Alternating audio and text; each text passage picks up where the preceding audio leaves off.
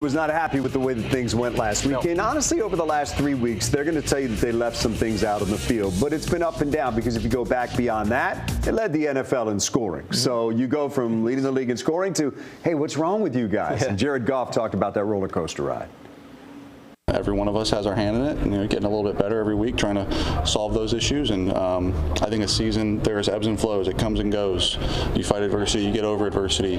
A few weeks ago, we were the greatest thing, since sliced bread. And now we are a horrible offense apparently. So it's, it comes and goes, and we try to get better. We try to fix it. Certainly, we have our things to fix, and in this game, and even I can go back a few weeks where there's been things that we need to get better at. So yeah, it's not missing us. That we know that we're not naive to it and plan to get things fixed.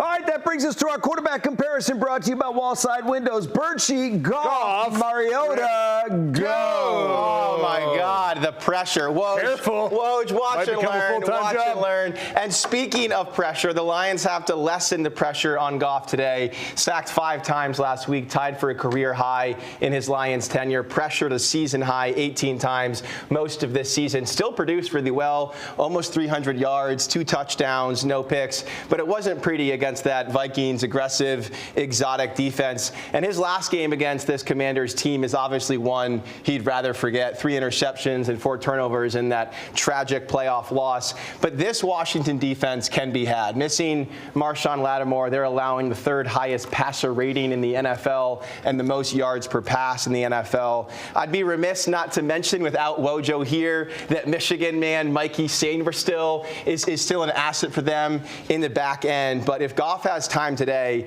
he should be able to slice and dice against the secondary. And TJ just wants to talk about Marcus Mariota. He's been dying to do it all game long. I will say this, TJ, before you jump in, the general structure of this Washington offense might not change much with Mariota, but the function will. We'll see a lot more read option today with Mariota in there. And he has the physicality and the presence and the power to run through you, Dan. Like, he's not looking to slide. He wants to take defenders on. So this Lions run defense is going to have to kind of bow their necks today and get back to who they are. But if you can force him to beat you with his arm, he won't make many throws like that. More often than not, he'll give you a chance to make plays on the ball. So I like this Lions secondary to really feast today, assuming that Hutchinson, Muhammad, and McNeil can get after this offensive line up front. Got a lot of experience, won playoff games. I mean, this isn't a guy that just kind of fell off the truck. Good player. We'll see what happens, and he's going to be ready for this opportunity. But a backup for a reason. And as you said, this is a no-nonsense business trip game.